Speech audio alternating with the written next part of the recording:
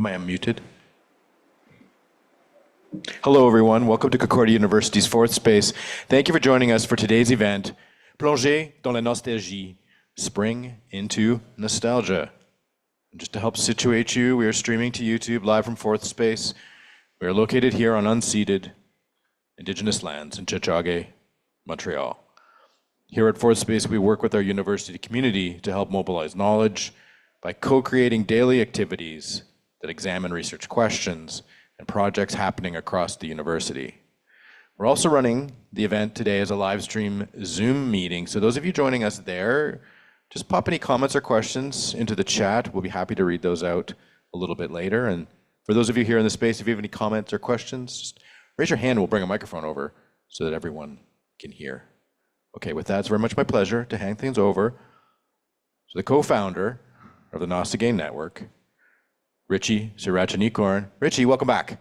Thank you, Doug. Hi, everyone. So, welcome to Plonger dans la Nostalgie, spring into nostalgia, even though we're in summer, but it still feels a little cold, doesn't it? First and foremost, I want to thank everybody for being here. The goal today really is, as you may have heard from our social media or elsewhere, etc., is to get Montreal-based artists, scholars, researchers, practitioners, etc., together so that whatever happens in this event today, whatever inspiration you take online as well, perhaps, you can collaborate and actualize that right after the event, right after. So Doug mentioned earlier Nostagain, that's another network as well that's grown here at Concordia, specifically at the Milieux Institute at Concordia since 2022. And that network has been growing to 60 people worldwide, scholars and artists as well, who explore generative uses of nostalgia. So that happened here in February, but what we found from that experience was people were interested, both online and offline, but they still felt that sort of distance right after the event, the tiredness, right, to actually understand and make projects together to understand nostalgia. Our goal for today, though, with the Nostalgia Collective between Concordia and UQAM, specifically for Concordia, it's Connie over here, myself, and for UQAM, it's Corine, it's also Simone and Amina over here. I have to thank also Dr. Catherine Niemeyer at UQAM for bringing us together, and the CELAT-UQAM lab for sponsoring this event. Le but aujourd'hui est, c'est pas juste une question, qu'est-ce que la nostalgie? Oui, la saveur, l'émotion, le matériel, la musique, etc. Nostalgia can be many, many things, and as we know, many things at different times, right? It's almost a friend that we keep with us on our long train rides, such as a good book, for example. The question then becomes not so much what is nostalgia for each person, but why does nostalgia keep being the answer for us? Why do we keep returning to this emotion, once segued away as a thing that killed soldiers in 1688, or for French troops, tués par la nostalgie during the 19th century, right? Why is it still here? Despite it being sold and capitalized and commodified, why do we still find community with it? Why do we still find warmth in something made so cold and distant and mass-produced? Et peut-être on peut penser avec les mots de Svetlana Boym dans Le Future de Nostalgie. She's no longer with us anymore, but she left us a kind of nostalgia on page 351. Unless you pirated a book, then it's page 404. You can laugh, by the way. Pirated the book. I didn't, just saying. She tells to us about the nostalgia that we feel in terms of feeling that the loss of the past is incurable, that the past is too gone, too far away. That's reflective nostalgia. Ooh, gosh darn, childhood, can't go back there. Then there's restorative nostalgia, the answer that institutions give us, that they can restore a return to the past. But that's all they are. To make something great again, you don't actually go back.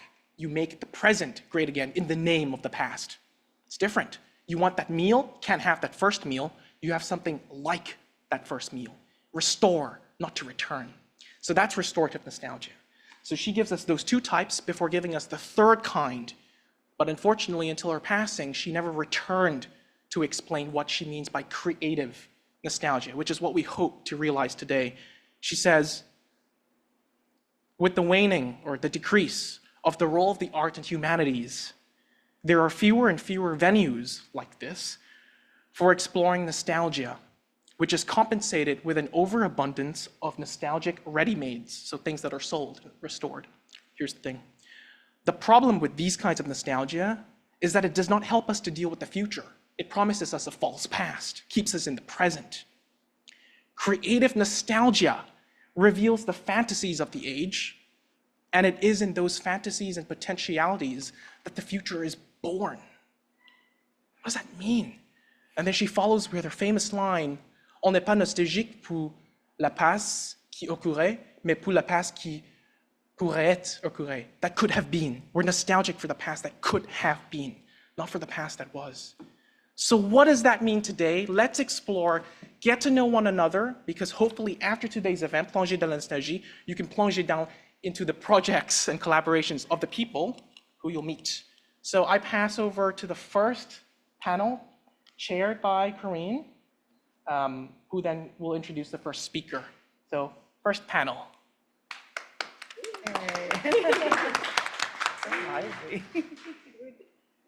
Bonjour tout le monde. Est-ce que ça marche? Oui. On va commencer par un mot d'une personne qui est dans l'organisation avec nous, Amina, qui va présenter un mot qui s'appelle le 12 mai 2025, une date qui se répète et les souvenirs qui se réveillent. À toi, Amina.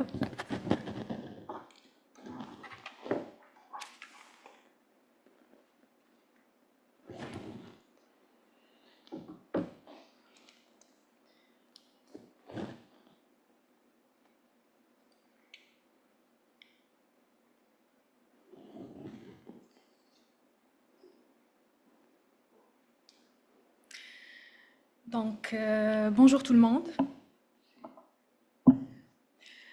Le 12 mai 2025, une journée assez spéciale où nous partageons ensemble le fruit de nos travaux sur la nostalgie. Nous partageons notre voyage à travers le temps, le passé, présent et futur.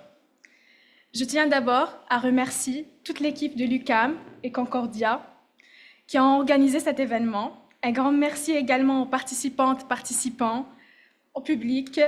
Bienvenue à toutes et tous. Aujourd'hui, je vous présente une petite partie de mon projet de mémoire. Je suis actuellement en phase de rédaction, plus précisément dans la partie d'analyse, donc je n'ai pas encore fini le travail, mais cette présentation est aussi pour moi une occasion de s'inspirer de vos idées, commentaires, questions, et projet aussi. Donc, le titre de ma présentation est « Quand le soir rencontre le collectif et nostalgie algérienne dans les communautés en ligne ».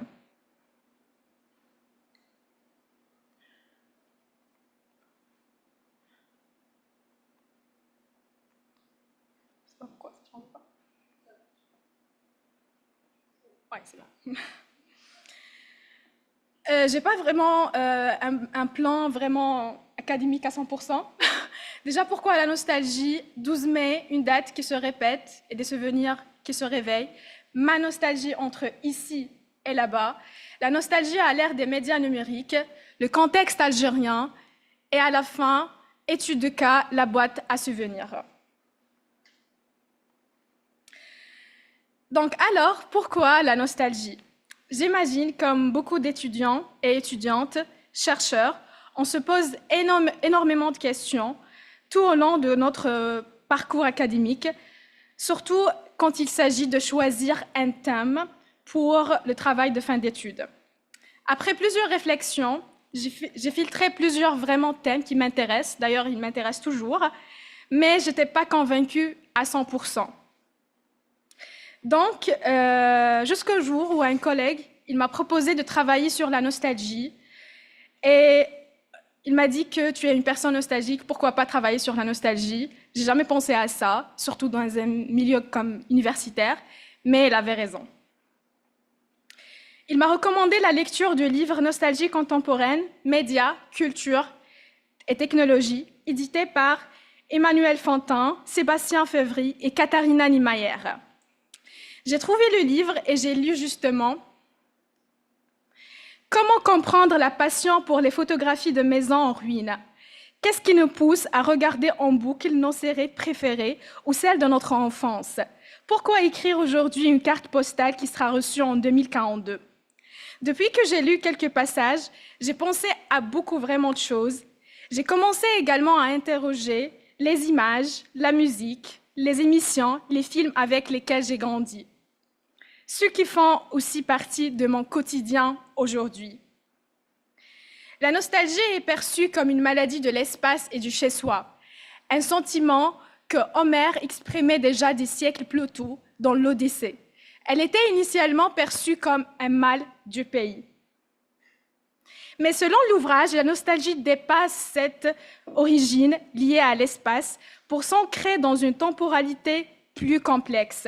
Elle traduit un désir de retour vers un ailleurs, où se mêlent présence et absence, mémoire et regret. Cela nous permet de mieux appréhender notre rapport individuel et collectif au passé, au présent et à l'avenir. Donc, pourquoi la nostalgie? C'est pour comprendre justement comment puis-je comprendre mon propre sentiment de nostalgie à travers les représentations nostalgiques partagées, comprendre comment le soi peut rencontrer le collectif.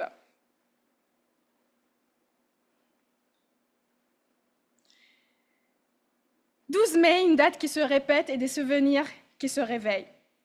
Fais ce que ton cœur te dit et travaille bien, ma fille, me répétait mon père chaque jour quand je prenais la route pour l'école ou pour le travail avant de quitter la maison. C'était toujours la dernière phrase que j'entendais de lui. Depuis, j'ai décidé de suivre le chemin de mon cœur et de choisir ce qui me ressemble. Sur la photo, c'est moi, 1995, mon premier jour quand je suis arrivée dans ce monde. Et la deuxième photo, c'est mon père qui essaye d'allumer justement la radio dans ces derniers jours pour revivre peut-être ses souvenirs avec cet objet, lui qui était obsédé par les infos de midi et 20h durant sa jeunesse. En 2020, plus précisément le 12 mai 2020, comme aujourd'hui, 5 ans déjà, mon père nous a quittés. C'est pour ça, cette date est chargée d'émotions pour moi, chargée de tristesse, douleur, regret, perte, ou je peux dire simplement chargée de la nostalgie. La nostalgie pour un passé qui n'existe plus, mais aussi pour un présent chargé de ce passé, et un futur qui va répéter cette date chaque année.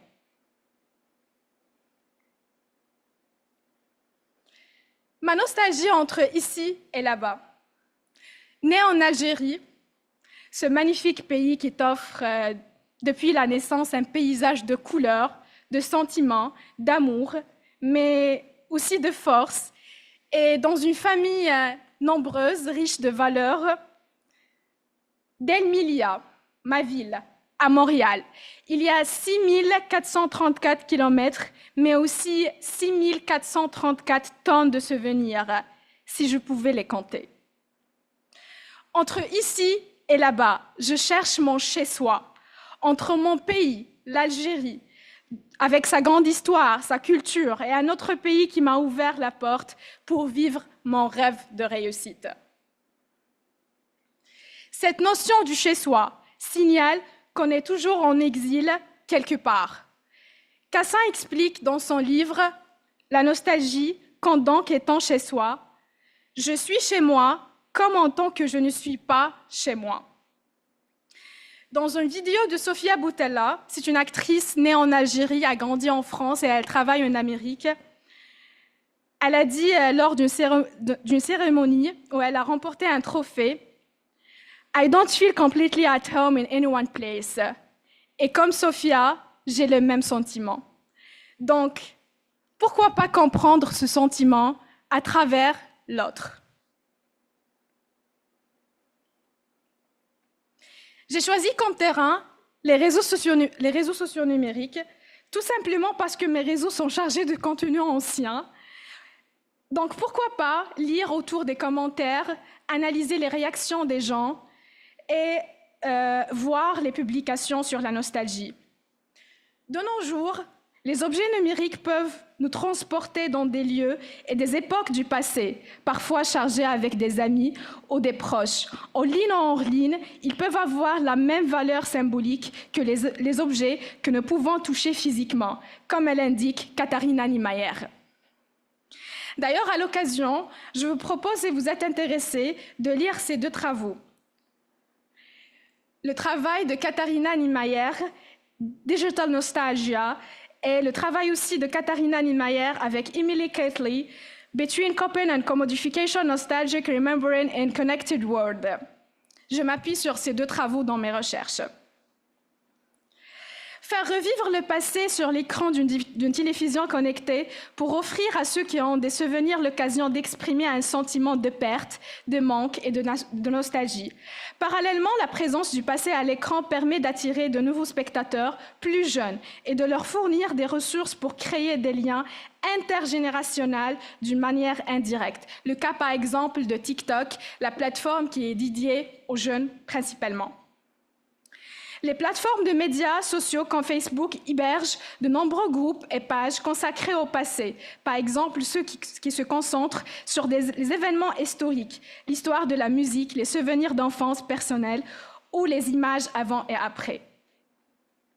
Grâce aux réactions des utilisateurs en ligne, j'ai découvert que nous vivons presque les mêmes choses, mais dans des contextes différents.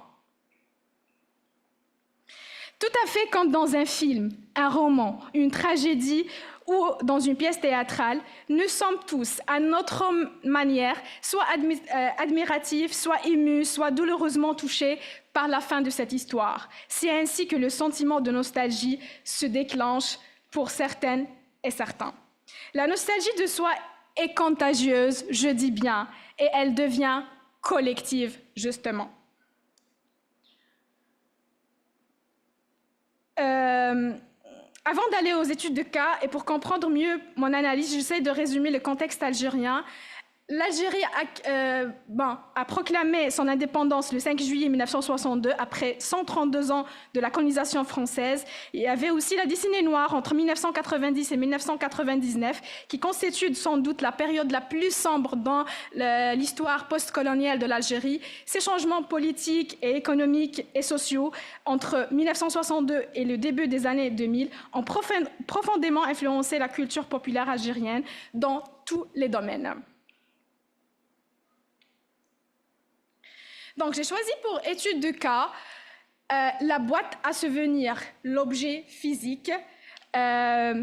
Cet objet qu'on mit dedans nos photos, la première lettre d'amour, qu'on s'écrivait quand on était petit, une fleur séchée, petit emballage de chocolat à l'occasion de notre premier Saint-Valentin. J'ai essayé de faire ressortir quelques formes de nostalgie algérienne autour de cet objet à partir d'une publication représentant une boîte à souvenirs remplie d'affaires scolaires, des cahiers et des stylos, etc. Donc c'est ça. Selon les commentaires, il y a une nostalgie triste. Une nostalgie triste exprimée par des phrases telles que « ça me fait pleurer »,« ça me fait mal au cœur », qui traduisent une douleur douce liée au souvenir de passé. Il y a aussi une nostalgie joyeuse. Il y a quand même des personnes qui étaient heureuses de se rappeler de ce temps qui était beau, le temps de leur scolarité. Par exemple, ils disent « merci pour le partage », ça me fait penser à ça. Par contre, il y a des gens qui trouvent ça un peu dur de se rappeler de cette période parce qu'elles ne retrouvaient même pas à l'époque les bons moyens pour étudier.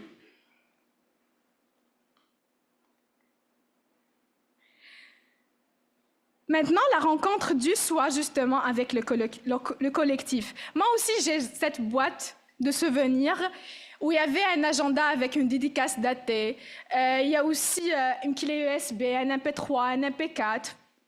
Vraiment des objets, plusieurs objets qui ne servent à rien, mais c'est vraiment... Ils contiennent beaucoup de nostalgie, quoi. Et par rapport à cet objet, j'ai une nostalgie triste par rapport à un moment de passé où il y avait de bonheur dans les choses simples et surtout il y avait de l'innocence.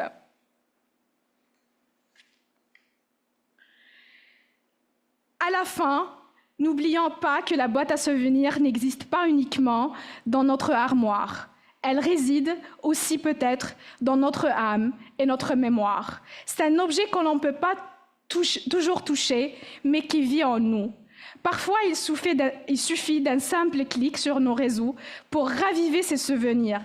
Peut-être que cette journée, elle aussi, s'inscrira dans cette boîte, qu'elle soit physique, mobile ou humaine. Profitez alors de cette journée and let's spring into nostalgia. Thank you, merci, shukran en arabique.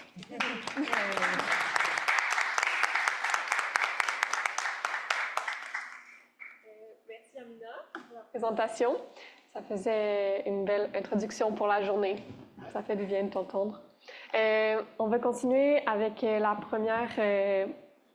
ou la seconde présentatrice, Rosalie Dufour Villeneuve, qui a la maîtrise de Nostalgie. Le titre de sa présentation est « Chair contre nostalgie compulsive ». Merci.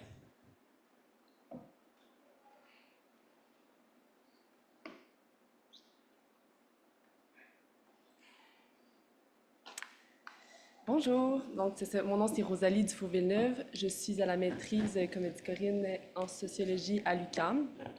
J'ai intitulé mon présentation « Chair contre nostalgie compulsive ». Puis les chairs ici font référence au film espagnol de Eduardo Casanova, Pieles. Puis Pieles, ça veut dire peau au pluriel en espagnol. Et donc, moi et un groupe du CELAT de l'UQAM, on a été invités à collaborer ensemble à une réflexion sur la nostalgie et la mélancolie à partir d'œuvres. Donc moi, l'œuvre que j'ai choisie, c'est ce film-là. Dans le cadre de ma maîtrise, je ne travaillais pas directement sur la nostalgie, mais plus sur le rapport au temps de manière un petit peu plus large, en lien avec les situations de handicap physique. Donc, si j'ai choisi cette œuvre-là, c'est pour c'est parce qu'elle permet de penser nos rapports au corps atypique et de manière non conventionnelle, puis en sortant de certains clichés. Donc, dans un premier temps, je vais vous présenter brièvement le film. Ensuite, je vais introduire la notion de nostalgie compulsive de Alison Kiefer, qui est une théoricienne du handicap. Puis, finalement, je vais dire en quoi, selon moi, certains personnages du film répondent à cette critique-là de Kiefer. Donc, Pieles, c'est une fiction qui se déplie comme une série de portraits de personnages au corps atypique. Certains corps sont réalistes. Donc, il y a une personne qui est grosse, il y a une personne qui a la peau brûlée, il y a des personnes qui sont naines, alors qu'il y a d'autres corps qui sont irréalistes. Comme vous pouvez voir sur l'affiche, il y a une personne qui a une peau complètement opaque à la place des yeux, une autre personne qui a l'emplacement de la bouche et l'anus inversé. Donc, ces portraits-là se cohabitent ensemble dans le film. Donc, le film investit la figure du monstre, mais de manière plurielle. Donc, il n'y a pas un personnage qui est particulièrement différencié. Donc, ça n'aborde pas directement la notion de capacité, mais ça aborde quand même la notion, l'aspect normé des corps. Donc, le film se déploie il joue avec un malaise. D'abord, simplement par le fait de montrer des corps hors normes, mais de manière sensible. Puis de nous amener à les considérer. Donc, par exemple, Samantha, qu'on voit à l'écran, c'est elle qui a un anus à la place de la bouche. On ne la trouve pas vraiment ridicule. Le film ne la ridiculise pas. Ça nous amène plutôt à sympathiser avec elle. Puis, le malaise est aussi dans le fait qu'il y a un paradoxe entre le vécu des personnages qui vivent de la stigmatisation, puis une esthétique qui est vraiment léchée. Donc, vous pouvez voir que les objets sont vraiment placés, puis il y a toujours une omniprésence de couleurs pâles. Donc, il y a comme quelque chose de vraiment suresthétisé, puis qui dissonne avec un vécu vraiment, un vécu troublant. Ouais,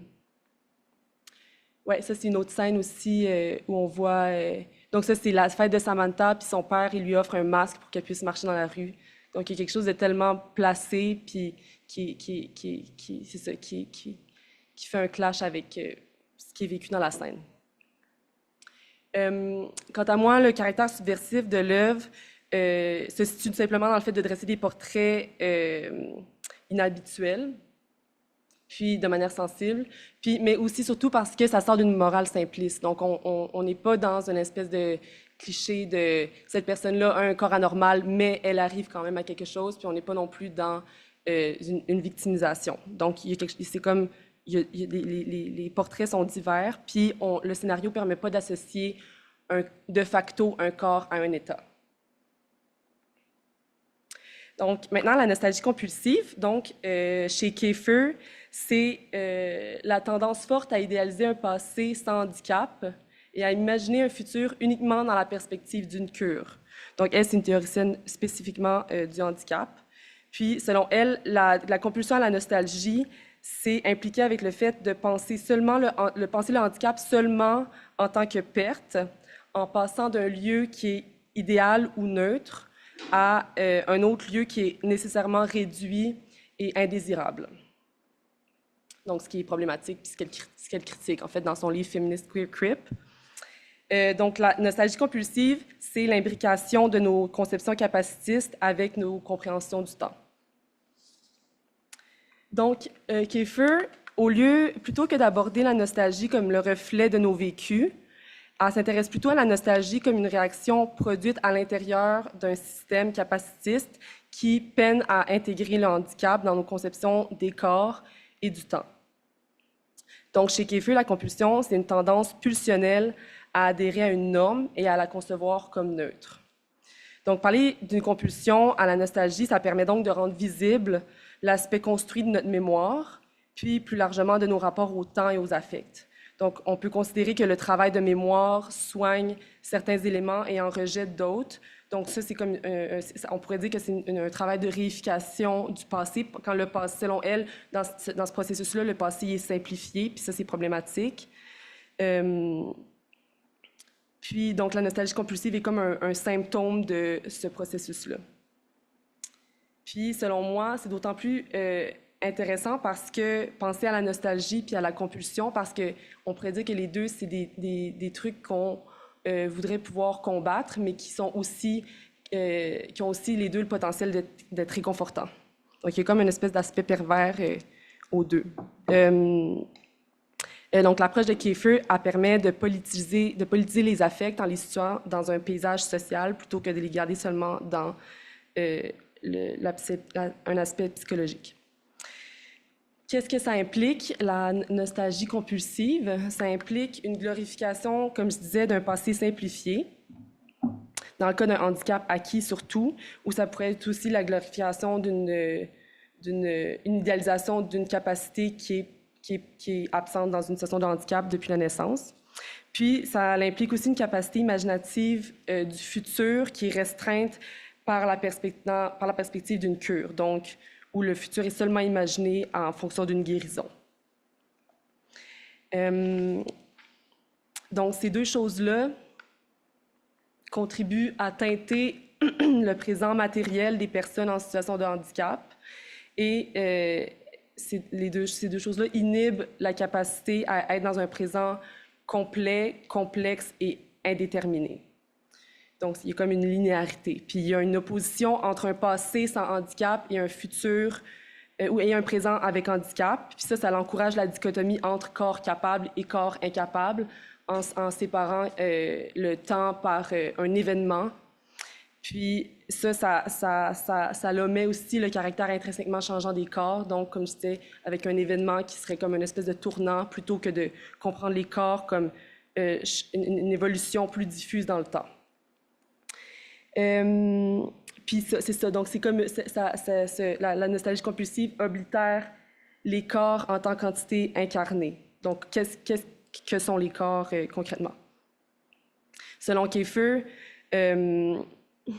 la nostalgie compulsive a joué un rôle social et interpersonnel important en consolidant une peur du handicap, son association à une souffrance perpétuelle et en l'évacuant de nos futurs imaginés. Donc, c'est ça qu'elle critique. Je veux juste nuancer ici que l'idée n'est pas de ridiculiser la nostalgie, sinon je me serais peut-être fait des ennemis aujourd'hui. C'est pas non plus d'invalider les deuils associés à l'acquisition d'un handicap ou aux situations de handicap en général, mais c'est plutôt, la nostalgie compulsive permet plutôt de réfléchir à ce qu'on tient pour acquis quant à la désirabilité ou l'indésirabilité de certains corps et aux manières que ça affecte nos rapports sensibles au temps. Donc, pour revenir au film, je vais vous présenter deux de ces personnages qui, selon moi, répondent à la nostalgie compulsive de manière intéressante. Donc ça, c'est Christian. C'est un jeune homme qui désire perdre ses jambes. Donc là, on le voit, c'est une scène, en fait, c'est une partie de la scène qui est imaginée, où il est dans un... Mais c'est la scène débute, c'est dans un bureau, puis il est comme avec une travailleuse sociale, puis il va avec sa mère, puis sa mère est vraiment agressive avec lui, puis elle lui en veut beaucoup parce que elle dit il est capable de marcher, je comprends pas pourquoi il veut perdre ses jambes, puis là, il arrive en fauteuil roulant alors qu'il est capable de marcher. Puis, à un moment, sa mère, elle le pousse hors de sa chaise, puis là, elle voit qu'il s'est mutilé les jambes. Finalement, il part, il se sauve en courant. Mais ça, c'est comme une partie de la scène où lui, il s'imagine, puis là, il y a comme le geste où il est comme... il y a quelque chose de presque comme auréolé, là, mais en fait, sa mère lui arrache les pantalons, donc il y a quand même ce geste violent-là. Mais après ça, dans cette scène-là, il n'y a plus de jambes, fait qu'il y a comme quelque chose d'imaginé puis d'un rêve pour lui. Dans la scène suivante, en fait, il va se coucher dans la rue, puis il va s'organiser pour qu'une auto lui roule sur les jambes. Puis là, au moment où de l'accident, ça, c'est son visage où il est comme enfin satisfait d'avoir eu atteinte à ses jambes. Puis la scène suivante, en fait, il est embaumé parce qu'il en est mort. Fait que ça, c'est la photo d'après. Ça, c'est l'autre personnage que je vais vous présenter, c'est Anna. Anna, donc dans la première photo, c'est simplement une scène où on la voit faire l'amour. Ça, c'est un personnage intéressant aussi parce que elle n'est pas vraiment affectée, en fait, par son visage qui est disproportionné. Au début, elle sort avec Ernesto, qui est la photo de droite, qui a une apparence, un corps qu'on pourrait dire normé, entre guillemets. Puis elle veut le laisser pour Guillet, parce qu'elle est amoureuse de Guillet. Puis Guillet, c'est... Je pense que je peux faire ça. Guillet, c'est le personnage là qu'on voit mal, mais qui a la peau complètement brûlée. Puis, donc, elle laisse Ernesto, puis au moment où elle laisse Ernesto, juste avant qu'elle le laisse, Ernesto lui dit « Ah, j'ai annoncé à ma mère que j'aimais les filles comme toi. » Puis là, elle dit « Qu'est-ce que tu veux dire, t'aimes les filles comme moi? » Puis il dit « Ben, les filles comme toi. » Puis là, elle comprend à ce moment-là qu'il fait comme la fétichiser. Puis elle lui dit ceci, « Les peaux changent, les peaux s'opèrent, elles se transforment, l'apparence n'est rien. » Donc, elle laisse Ernesto. Ensuite, elle revient avec Guillet. Puis, à un moment donné, un jour, Guillet, il tombe sur une mallette d'argent, pleine d'argent. Puis, il décide de se faire une reconstruction faciale. Puis ça, c'est comme la scène où il lui explique qu'il va se faire une reconstruction faciale. Puis là, il y a comme un jeu de miroir vraiment intéressant où elle se regarde en même temps qu'elle le regarde se regarder. Puis, c'est comme le moment où elle comprend que lui aussi, il accorde une importance à un visage avec une peau normée. Puis le lendemain, elle va le laisser. Donc le personnage d'Anna, selon moi, est vraiment aussi intéressant. Donc si Christian, c'est un personnage qui désire acquérir un handicap, Anna, c'est un personnage qui est comme anti-compulsion à la nostalgie, puis elle se défait de ses relations qui voudraient accorder une importance au physique. Donc les deux défient la notion de désirabilité de ces corps-là.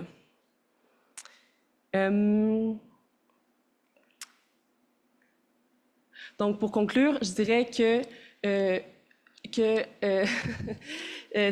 Piélès est une œuvre qui contribue créativement à une critique de nos conceptions capacitistes, que nos conceptions capacitistes se concrétisent entre autres par l'action de projeter sur certains corps un caractère essentiellement désirable ou indésirable, puis que nos rapports sensibles au temps s'en trouvent teintés, que la compulsion à la nostalgie est un exemple.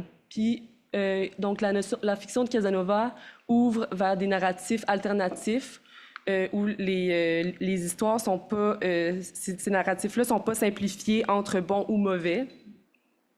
Les personnages au corps atypique ont des états variés. Ouais, voilà. Puis je voudrais juste, donc c'est ça, ces deux personnages-là sont comme des contre-exemples à la nostalgie compulsive. Puis je voudrais juste terminer avec une citation de Alison Kiefer, justement, qui dit « My desire for crypt futures is, as Heather Love puts it, a hope inseparable from despair. I feel this hope, and the hope that has the fierce intensity that it does because it is birthed out of and coexists with this despair about our impoverished imaginations.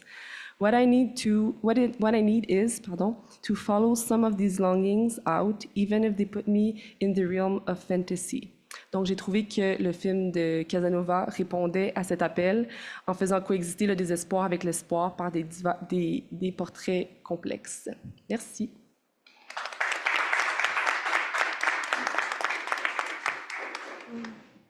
Merci, Rosalie. On va continuer avec notre second panéliste, qui est Louis-Philippe Savard, qui a la maîtrise en Art History à Concordia. Tu peux t'installer. Le titre de sa présentation sera en anglais, si j'ai bien compris. Longing for the Past, the Politics of Nostalgia in Arts. C'est à toi. Merci beaucoup. Bonjour tout le monde. Hi everyone. So, nostalgia is the illusory desire to retrieve something that, because located in the past, can never recur. It is the name of a longing, a movement whose quest is oriented toward an object that can never satisfy the initial lack, for this originary point is in retrospect always and also beautified, magnified, reinterpreted, and idealized in the process. Our current time, it is said, marks a break with modernity. The contemporary technological and other advancements seems to have never been so potent to dislocate us from the old tropes and anxieties of the 20th century and before, yet we have never been as able to access the past, which in turn has even become, quoting from Simon Reynolds, a dominant force in our culture. Therefore, the retroactive reimagining of the past unfolds in art production from painting to television and also manifests in popular beliefs. And this is perhaps to say in the clearest psychoanalytic terms, a symptom of an anxiety marked by a rupture which has not yet been effected, but is rather to come, insufflated by the different political, social, and ecological cataclysmic and eventual instances profiling ahead. Beyond its grainy filmic texture, the comforting, because muffled and slightly distorted tape cassette sound, or the desaturated and acidic color filters evoking the 70s or the 80s, and other forms of obvious formal signs of nostalgia, the appeal towards the past manifests as an orientation, an inclination, as a movement to certain ideas and ideals, forms and content, through which one, the artist, makes sense of the present and even imagine or reimagine the future. In television and films, the appeal to the depiction and idealization of the past has been abundantly studied in recent years. Therefore, while recognizing the significance of this modality of nostalgia, my presentation attends to quite a different one. One that, for example, surfaces in T.J. Clarke's account of the interlocking modernist and socialist projects in his book Farewell to an Idea, Episodes from a History of Modernism, whose title is in itself already saying something about a nostalgic gaze. Quoting from the introduction of the book was written after the fall of the wall. That is, at a moment when there was general agreement on the part of the masses and elites in most of the world that the project called socialism had come to an end. At roughly the same time, it seems that the project called modernism, end quote. Contending that something can nevertheless be learned from modernism, Clarke suggests that we often confuse the ruin of modernism of modernist representation for modernity itself, as we are living in modernity's very triumph. In art and literature, as in politics, the tension between generative and limiting conceptions of the past often divides reactionary positions from leftists and progressive ones. Progressist and left-leaning approaches to nostalgia contend with memory and its omissions, integrating attempts at filling in interstices of what the hegemonic history has recorded into a greater project to foster equality among citizens and communities. Other articulation of this gaze towards the past materialize as representations of an idealized past, purposefully setting it as an ideal to be restored. Entailing conservative values and belief, this latter path is often actively attempting to reform the past into an idyllic fantasy aimed at promoting traditional ideals, pitting current times deemed to be failing against the distorted hologram of history. These phantasms convey ideals of purity, social tranquility, and romanticize economic and class struggles, while firmly confining them to history, and foreclosing, therefore, any possibility of really living in the present times, as the jouissance in nostalgia is precisely located in the attempt and impossibility to reach the object sought after.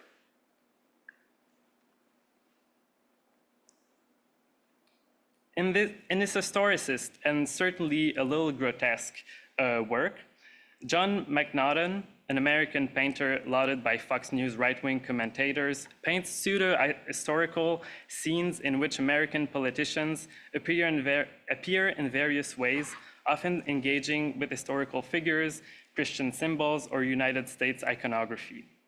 If the works are but subtle about their political inclination, it is the reinterpretation of a style of the past which confirms the intention of the painter to depict his views by anchoring them in history. This is not only done on the level of subject matter, but also the very style of the brushstrokes themselves, as some of his works borrow from realist painters or historical painters. Yet in this version of realism, the style or history is devoid of any sort of left-leaning or realist implication. His work could also be seen as a version of these historical painting. For example, this one references another painting representing George Washington crossing the Delaware River. But here, Trump is portrayed as Washington himself, surrounded by the members of his first cabinet, depicted in modern military attire. In the work, it is not incidental that the river of the original painting has been replaced by a marsh, extending the perceptions of such places as dirty, but most of all reappropriating Trump's call to, quote unquote, drain the swamp of Washington, here suggested by the Capitol in the back. Through stylistic appropriation, this painting exemplifies the desire of the rising fascistic right to take hold of the past and reinterpret it through the present. This being merely a step towards the greater end, the fantasy to revert to a state thought of as before again, a state in which the external element of the foreign body introducing corruption into the social fabric, and in the present case in the United States is leftist, immigrants, LGBTQIA+ people, and so on. But the impotence of such project manifests both in its grotesque nature and in the failure of such political project to account for the actual grounds of social unrest in places like the United States. The work's peaceful aura points to the stability recovered after the intervention of some messianic leader, but displaces the actual cause of the symptom, of this uneasiness into capitalism itself. As Marx already pointed out, the economic crisis, wars, instability, and various unrest are not byproducts of the capitalist system, but its normal mode of functioning. However, if form and style can be indicative of the implications of these representations of the past, one should be careful in associating stylistic progress with social or political progress. In my own master's thesis research, where I focused on politically driven, activist-inspired performance art, I analyzed 3 artworks by Russian artist Pyotr Pavlensky.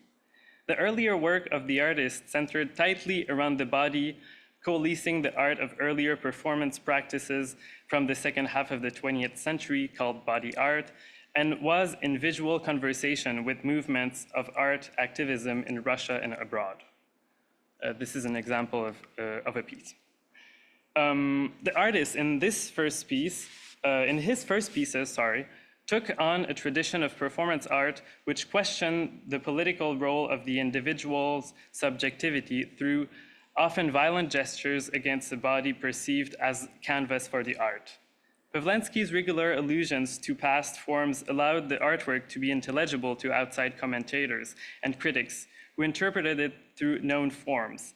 In this case, for example, here with Seam, where the artist stitched his own mouth shut and stood outside of the Kazan Cathedral in St. Petersburg in support of the collective Pussy Riot, he commented on the growing authoritarianism in Russia.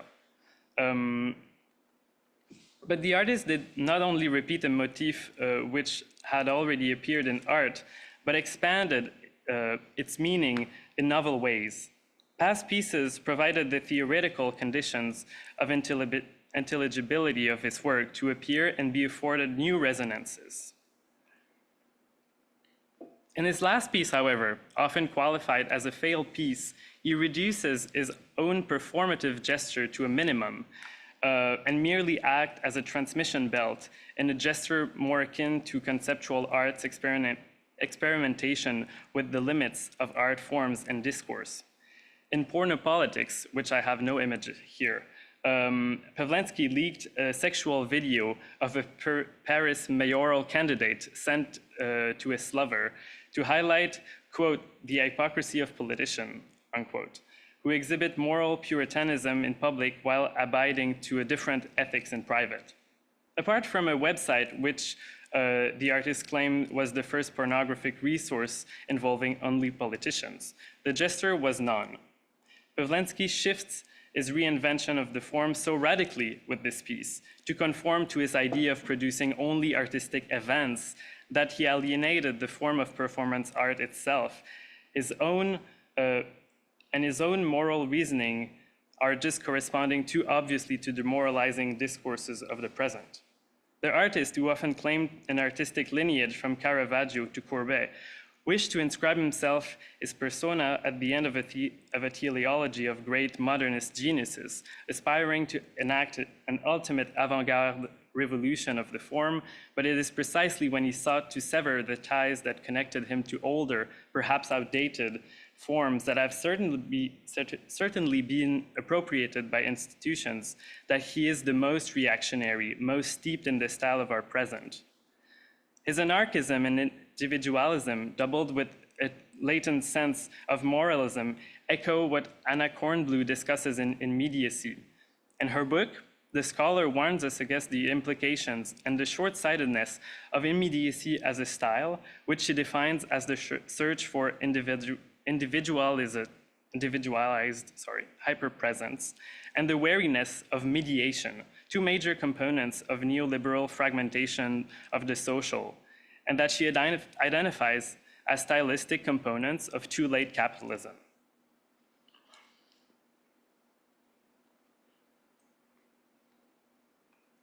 Our current times and the nostalgic appeal to the past as an ideal to be restored, as well as the injunction to act fast and loud, may be finding their source in the multi-crisis, anguish-generating current moment, where we seem to be constantly propelled into a deadly future we wish farther ahead.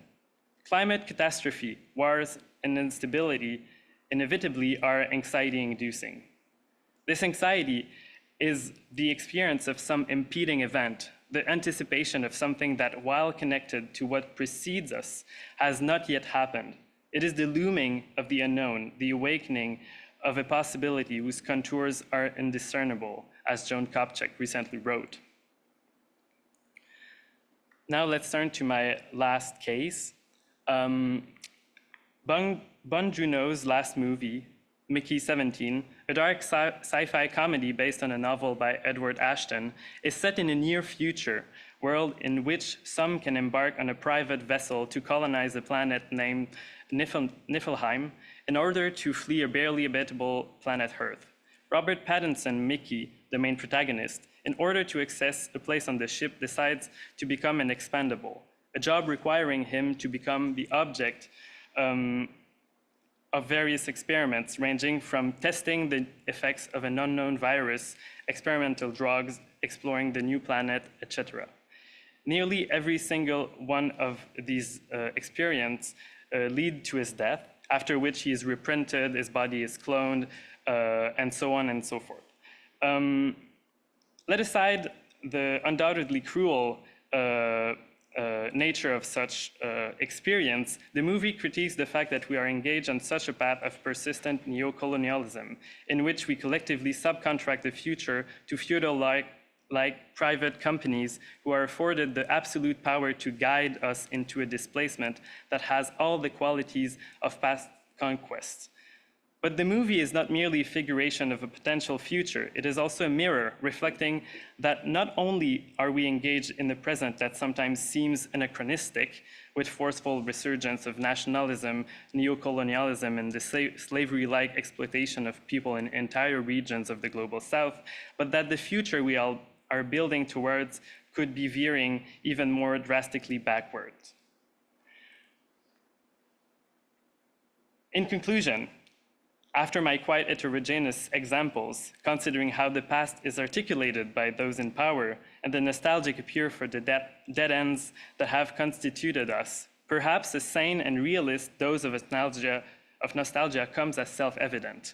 I'm sorry to not have provided easy answers today, but I hope that these reflections still be generative. In order to avoid the illusory path of wishful thinking, the illusion of prediction, let us wish for a nostalgia for grand ideals that seem to have passed, and for us to reinvent them. Let us wish for communities, communisms, socially driven political projects, etc. But let us not think of them in terms that belong to the right and try to find easy path. Let's not use the longing for the past as a vessel to resolve the antagonisms inherent to such projects. But let us fully inhabit the contradictions and let the margin work us through the common again. Let's be nostalgic about that, about what could have been, as Richy so beautifully introduced us. Thank you.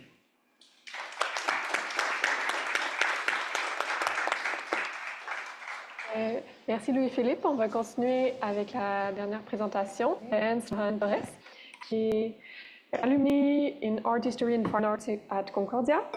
The name of the representation is Think You, Encounters Between the Past and the Present. Hello, hi everyone. Thank you for introducing me, Corine. My name is Hanss Torres. I'm a researcher, writer, and curator from Cusco, Peru, based here in Jojage, Montreal. And this is my presentation entitled Tinkui, Encounters Between the Past and the Present. And it covers research that I've been doing for the past year on moche ceramics, contemporary Peruvian art, and diasporic nostalgia. Funnily enough, that condor's name is also Richy, so there's some interesting serendipity happening already. And that's me and my brother and my cousins in Sacsayhuaman and Cusco. But yeah, this research kind of began about a year ago with an encounter I had with a ceramic at the Gardner Museum, which you can see over there. I was wandering through the gallery and I came face to face, quite literally, with a moche portrait vessel, which is where I saw my reflection, not just in the glass display, but also in the ceramic itself, which seemed to be staring back at me. And I had known about these vessels called Huaco Retratos from books and online. This was the first time I encountered one in person. And the experience was really uncanny. You know, it kind of collapsed time for me for a second, seeing a figure that looked so much like me, sparking something that I'm still trying to make sense of. Next slide. So around this time, I also came across this book by the Peruvian writer Gabriela Wiener, who recounts a similar charged experience at the Musée du Quai Branly in Paris. And she writes, "My reflection blends in the display case with the contours of these brown-skinned figures, with eyes like small shining wounds, bronze noses, and cheekbones as polished as mine, forming a single hieratic, naturalistic composition." And Gabriela is a descendant of Charles Wiener, who's a 19th century Austrian and French explorer, an ethnographer who extracted a lot of these artifacts from Peru. So the book is about her reconciling with that history and the grief of her father's passing. It's a really beautiful book, so I encourage you to check it out. But yes, what are these ceramics? So wako retratos, or portrait vessels, they're a type of ceramic that is made by pre-Columbian cultures in Peru, most notably the Moche civilization between around 100 to 800 CE along the northern coast. They're known for realistic human features. They depict individualized faces with expressions and adornments that suggest a focus on personality and identity. They possibly are representing warriors or prisoners, maybe civilians. They're still doing research on that. They are distinct for having these syrup-shaped spouts. So they have these double branch spouts that join at the top and form a single opening, which helps control the flow of liquid and reduces evaporation. They function as vessels. They were used ceremoniously. They're used as bottles to hold liquids, and they were buried at tombs as offerings.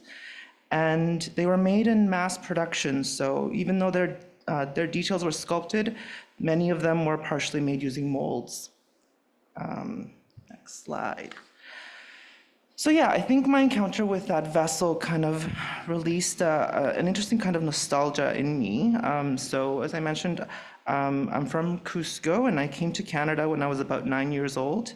But before that, this was kind of my reality, just running around the Inca ruins with my cousins. So these sites were our playgrounds. There were no glass barriers or distance between us. And actually that photo at the very end over there is us on this very sacred 6-wall monolith called the Temple of the Sun. I don't recommend you go up there now because you will get fined, but back then there weren't those barriers. But yeah, growing up in Cusco meant that these historic places were part of everyday life. When you're born into that landscape, you inherit access to a deep and living cultural heritage that I think through time and space you're conditioned out of. Next slide. So I think that early intimacy with these ancient structures shaped how I see these portrait vessels, not just as artifacts, but as links to memory, presence, and place. They don't just resemble me, but they look like my cousins and my uncles and friends. It's a kind of recognition that is both intimate and disorienting. So I make sense of this experience through the concept of tincui, which is a Quechua word to describe two streams coming together. It's a term that captures both convergence and encounter. And it can be used to describe the design of these moche syrup spouts, a formal confluence, but it also speaks to this crossing between the past and the present. And I began to wonder, if I had this experience and this writer, Gabriela Wiener, also had a similar one, these aren't isolated. And so I began to wonder, who else experiences this connection? And that kind of became the starting point for research into contemporary artistic engagements with these vessels. And this is one of them. This is the work of Peruvian artist Ana de Orbegoso, whose practice engages directly with these questions that I've been grappling with. So in her series, So What Do We Do With Our History?, she explores the idea of the encounter and reflection, both literal and symbolic. These sculptures in this series, which she calls neo-wakos, are contemporary reinterpretations of the ceramics. They are made from resin and plated in gold, silver, and copper, so metals which are desired resources historically extracted from Peru. And what's striking is that the faces of these neo-wakos are smooth and polished, so they kind of function as mirrors that invite viewers to see themselves in place of the ancestral face. And through this gesture, Orbegoso collapses the distance between the past and the present, challenging how museum visitors engage with these objects as spectators, inheritors, or participants. And this encounter activates the space, and it becomes a direct portal for reflection and remembering. And here we can see them in action, activated, and the series extends beyond just sculptural work to include photographs, collages, and a video installation. And in this video piece, the faces of contemporary people are projected onto the mirrored surface, creating a living portrait. Another artist that really inspires me is Cuculi Velarde. In her ceramic series, Plunger Me Baby, she reclaims and reimagines pre-Columbian forms in bold, feminist, and decolonial ways. The sculptures in this series are awakened, aware, and emotionally charged. They have agency and are not afraid to stare back. The artist often uses her face as a model for the expressions, creating complex figures that are not just inert historical objects, but beings with presence, cognizant of what is happening. And the titles of these works are provocative and they're confrontational, and they draw attention to histories of colonial violence, cultural erasure, and the ongoing objectification of indigenous bodies and traditions. And I think Cuculi's work exposes this binary logic that's often imposed by Western art institutions. It's a separation between subject and object that these ceramics clearly don't abide by. So earlier this year, my friend and Peruvian curator, Karina Roman Justo, introduced me to a powerful text by the Bolivian poet and artist Elvira Espejo Ayca, which is titled Yanak Uwanya, which translates to the mutual nurturing in the arts.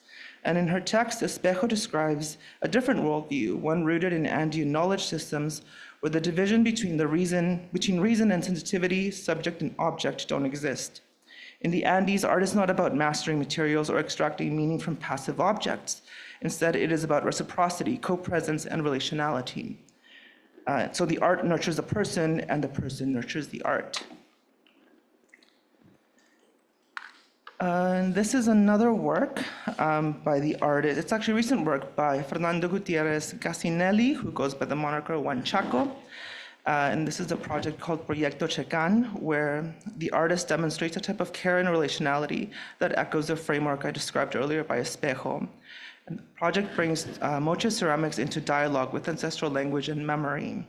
At the center of the project is the Checan stereo, which is a device developed by Juan Chaco using a recording of the last known fluent speaker of Muchik, the language once spoken by the Moche, which was considered to have been extinct around the early to mid 20th century.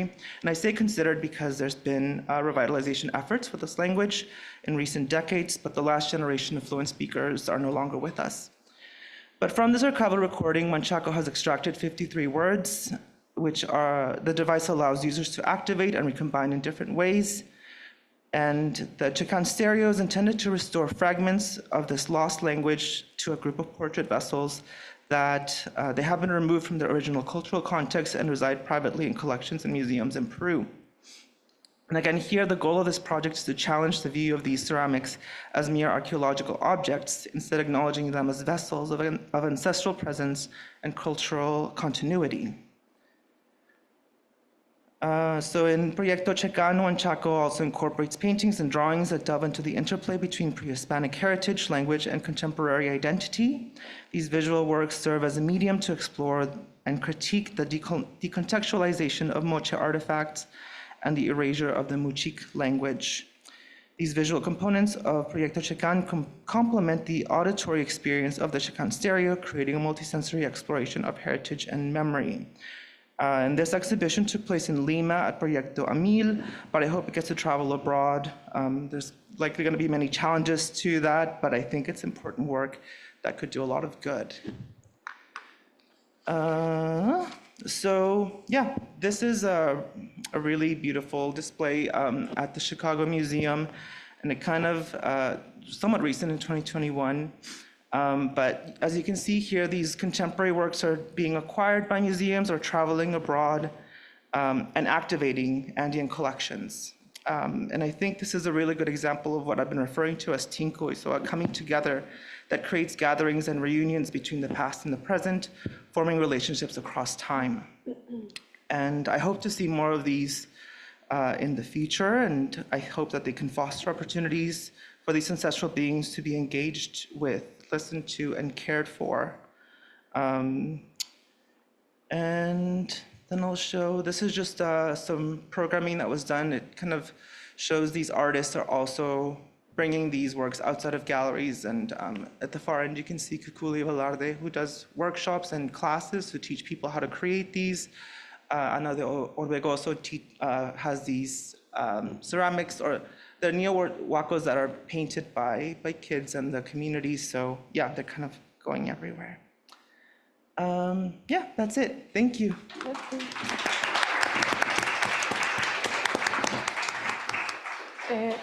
Thanks, Hanss, and thanks, everyone. On est rendu à la période de questions. Donc, je voulais juste nommer que j'ai aimé les liens entre le média et le médium et l'aspect nostalgique que tout le monde a discuté. Donc, je ne sais pas, I don't know if anyone has a question in the public. If there are any questions in the space, you just raise your hand. We could bring a microphone Oh, yeah, over. there's the mic. Also on Zoom, if you have any questions, you could turn on your microphone or you could put it in the chat. We could read it.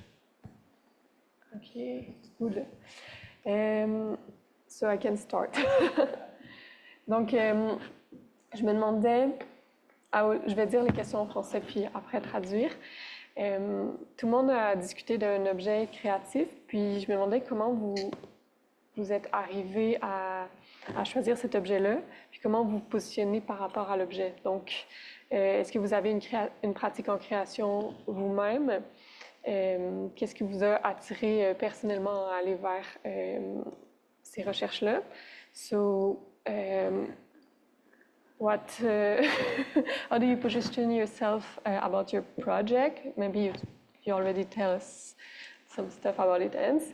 And do you have creation practice yourself? Because you all talk about art history, so I'm curious about this. So maybe we can start the discussion with that. Si quelqu'un veut commencer. Yeah, I actually did my undergrad in visual arts, in installation and photography. So you can see a lot of photographs in my presentation. There are scanned negatives that I found, and did some research on just my past and yeah, encountering that history. So I think I kind of apply this idea of creating and building relation to these through creation. But it's interesting, I think, kind of, I mean, I have a master's in art history as a historian, but I think it's just thinking kind of beyond these sort of metrics or distinctions. You know, I'm not an archaeologist. I'm kind of using a more artistic view and perspective on these works, but kind of collapsing these hierarchies of, you know, who knows what or how much knowledge you have, or yeah, just trying to make sense of them through my hands and my personal experiences, which may be a more artistic approach. Yeah. Thanks. I can go. The question was, where did the idea of the paper come from? Yeah. Right, okay.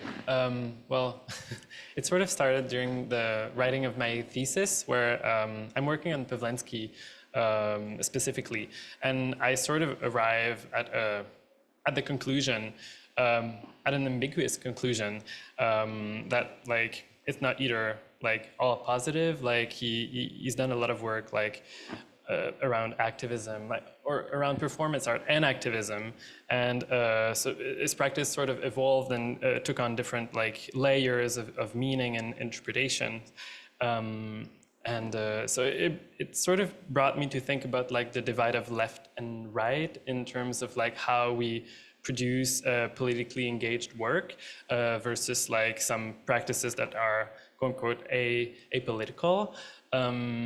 And then I took the sort of opportunity to expand my reflection on like other medias, and the uneasy perhaps pairing of artworks. But I wanted to reflect on this idea of like we were reworking the past, or attempting to rework the past, attempting to rework or rethink the present, and then the future. So in ways that I couldn't really do in the in the space of a master's thesis, or maybe in more eclectic ways. Yeah. Merci. Merci. Moi, en fait, je voulais parler de nostalgie compulsive avant d'avoir trouvé mon œuvre. Donc, j'ai cherché un film qui abordait comme la diversité de corps, pas nécessairement de handicap, mais la diversité de corps sans...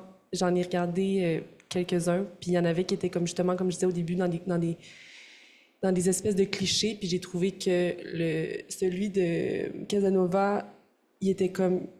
Oui, ça va dans la fantaisie, mais ça reste quand même dans le réaliste aussi, fait que je trouvais que c'était ça qui était intéressant pour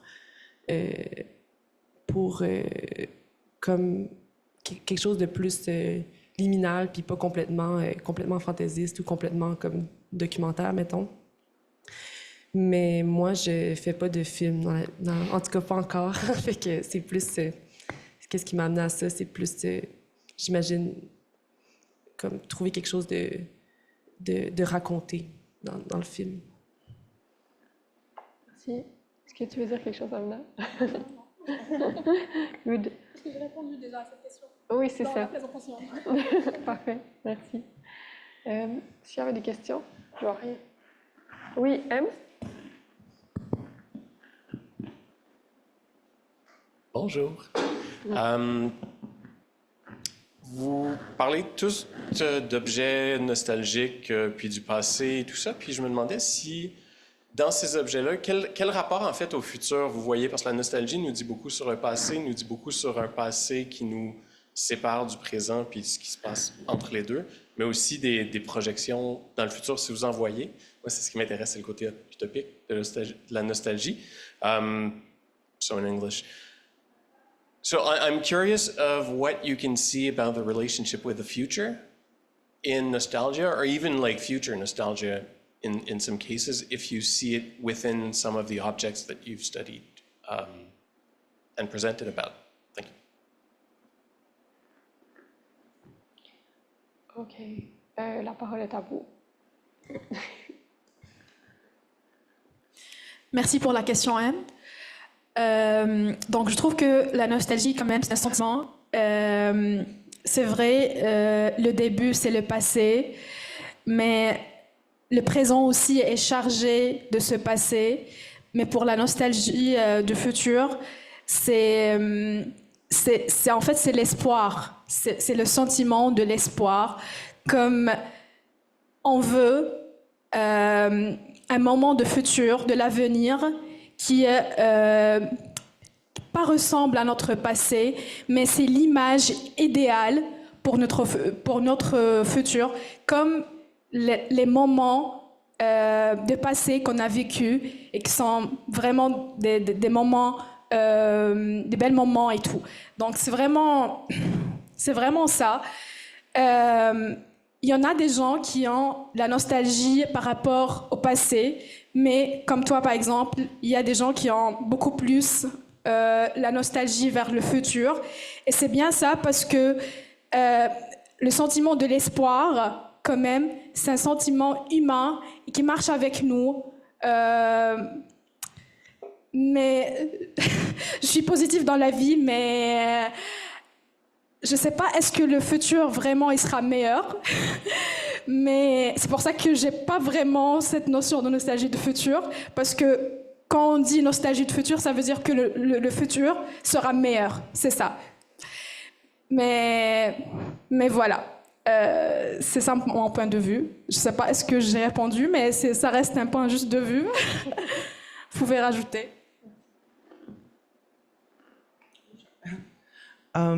I've been reading a lot about, I don't know if people are familiar with the historian Francois Hartog, who developed this concept of presentism, and it's kind of this condition that we're experiencing right now, where before, the past informed the present, but now we're so consumed by the present through modernism, as you mentioned, Louis-Philippe, that we can't escape it. And before, the future was this optimistic thing that we had to look forward to.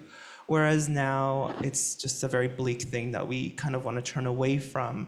And so maybe that's kind of what's sparking a lot of nostalgia in this cultural moment. But I think for me, just thinking about technology and everything that's kind of there, maybe that's why I've gravitated towards these ancestral, ceramic, non-technological beings and things, and because of what they're able to teach us. You know, these things have withstood so much time. They've been buried for about 1,000 years, living peacefully, and were disrupted. And so just kind of thinking about what knowledges do they have. And there's so much already that I pulled from that, you know, just how can we be and exist in relation to one another and to other things beyond us, not just, and not see them through this hierarchy of object and subject.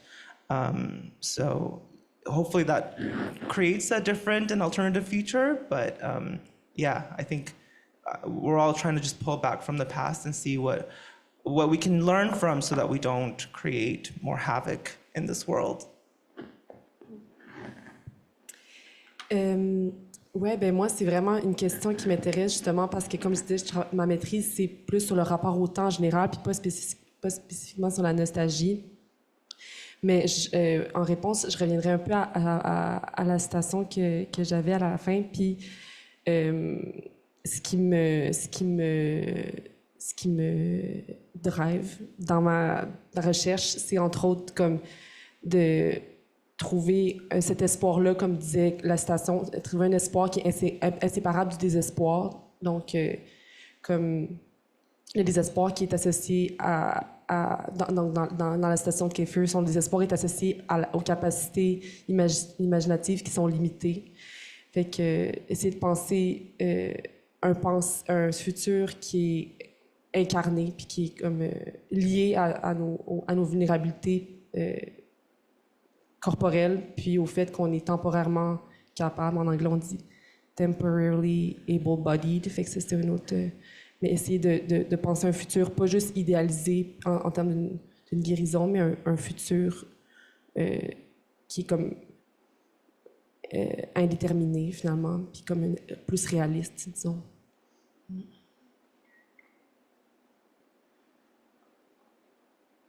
I don't know.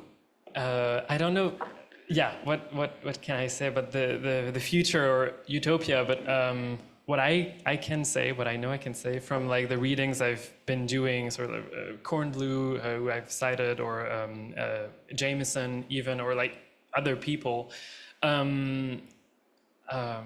I think, or I was trying to articulate the idea, especially in the last part, that the condition in which we are right now it has been created by modernity, certainly, or by like the past.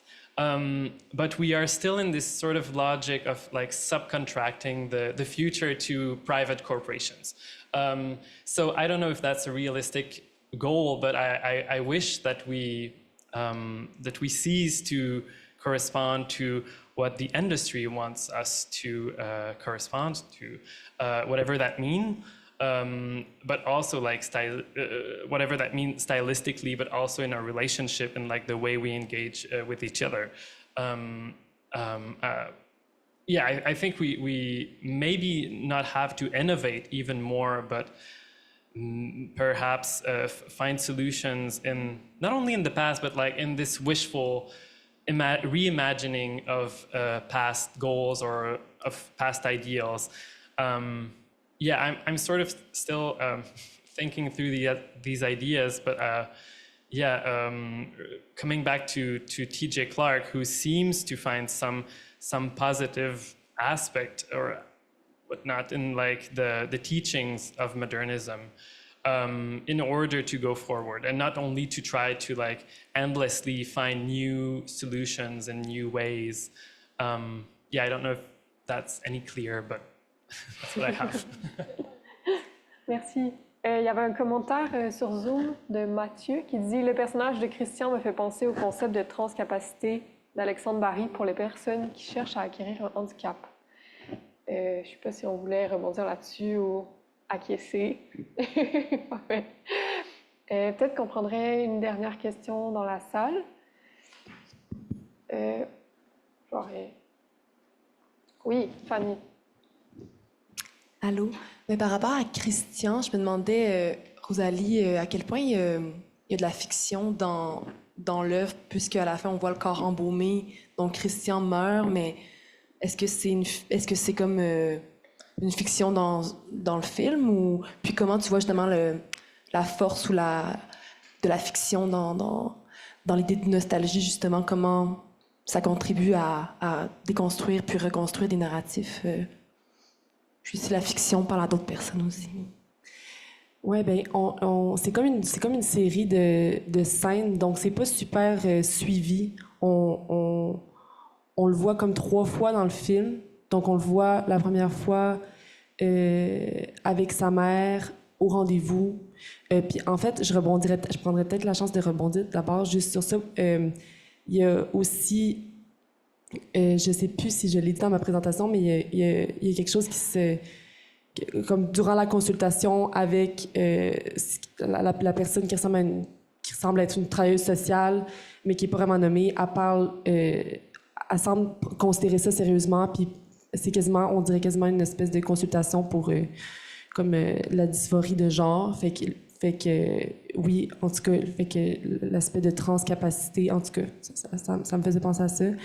Mais ta question est à savoir la place de la fiction dans... Je pense pas que je comprends ce que tu veux dire.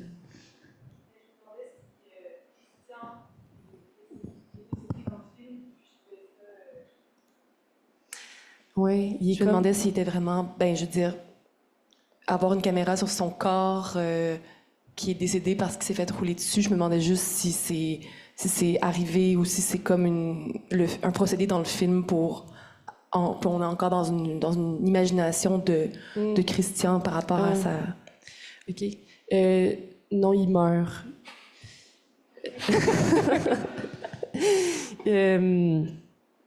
On voit pas ses jambes se faire écraser, là, mais en fait, c'est un des autres personnages du film. Ils font comme se croiser dans le film sans se connaître, mais ça va être un des autres personnages qui va passer. Lui, il s'installe là quand il part du rendez-vous en détresse. Après ça, on comprend qu'il y a un accident, puis ensuite, on comprend que c'est Christian qui s'est fait rouler sur les jambes. Puis par la suite, on le voit embaumé, puis encore là, super esthétisé, tu sais, avec comme du gloss sur les lèvres, puis on fait juste le voir au salon funéraire, puis on comprend la réaction de ses parents par la suite. Donc, il meurt... il meurt. Mais c'est pas super suivi, disons qu'on le voit pas mourir, on le voit pas... Est-ce que vous voulez rebondir sur la fiction? Ou... OK. Je vais rebondir vers la suite de la programmation. Donc, vous allez avoir l'occasion de pouvoir découvrir les œuvres qui sont présentées juste de l'autre. Si ça, vous êtes invités à voir la suite. Merci. Merci au monde.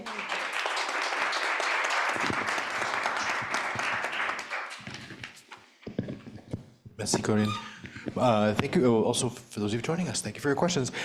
Those of you joining us online, we were going to keep the Zoom open. We're going to be stopping the live stream, but please stick around. We're going to try to do a little walk-around tour if we can get Richy and some of the artists together to kind of see some of the projects in the space. Okay, thanks for that. See you soon. Great. Well, thank you so much.